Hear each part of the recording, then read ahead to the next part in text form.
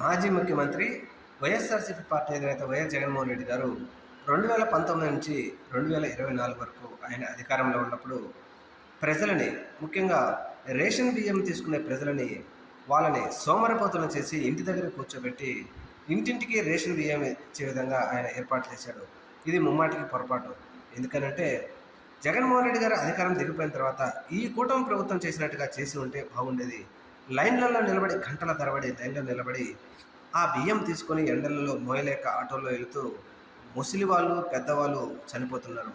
మరి బియ్యం ఇంటి వద్దకు ఇవ్వడం తప్పు పని చేసినటువంటి జగన్మోహన్ రెడ్డి గారు ఇప్పుడు ఈ కూటమి ప్రభుత్వం అధికారంలోకి వచ్చిన తర్వాత తిరిగి మళ్ళీ ఆ పద్ధతిని తీసివేసి, మీకు సోమరితనం ఎక్కువైంది, మీరు రేషన్ షాపుల దగ్గరికి వెళ్ళి ఆ రేషన్ షాపుల దగ్గర క్యూ లైన్లలో నిలబడి అవి తీసుకొని ఇంటి దగ్గరికి మోసుకొని వెళ్ళండి అంటూ ఈ కూటమి ప్రభుత్వం తీసుకొచ్చిన సరికొత్త నిర్ణయాన్ని ఆంధ్రప్రదేశ్ రాష్ట్ర ప్రజలు